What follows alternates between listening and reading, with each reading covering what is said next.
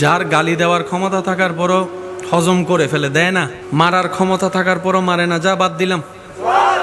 আমার কাছে তোর অপরাধ একটা, আমি একটার জন্য যে রাগ দেখাচ্ছি, আমার হাজার অপরাধ তো আমার আল্লাহর কাছে জমা আছে, জানা আছে।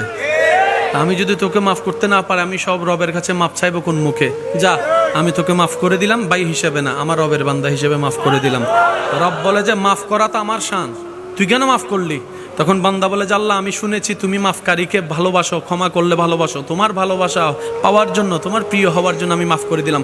রব বলে যা, তুই তারে মাফ করেছিস, আমি তোরে মাফ করলাম। মাফ করা মানে মাফ পাওয়া, মেহমানদারি করা মানে নিজের রিজিকে বরকত আনা, অন্যের মুখে হাসি ফুটানো মানে নিজের জীবনে শান্তি আনা, অন্যকে রাস্তা করে দেওয়া মানে নিজের জীবনের জন্য রাস্তা 12টা খুলে যাওয়া।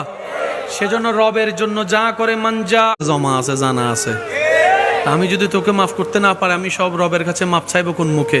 যা, আমি তোকে মাফ করে দিলাম, ভাই হিসেবে না, আমার রবের বান্দা হিসেবে মাফ করে দিলাম। রব বলে যে মাফ করা তো আমার শান, তুই কেন মাফ করলি?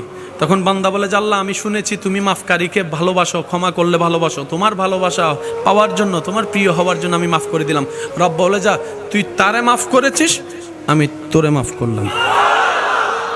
মাফ করা মানে মাফ পাওয়া, মেহমানদারি করা মানে নিজের রিজিকে বরকত আনা, অন্যের মুখে হাসি ফুটানো মানে নিজের জীবনে শান্তি আনা, অন্যকে রাস্তা করে দেওয়া মানে নিজের জীবনের জন্য রাস্তা 12টা খুলে যাওয়া।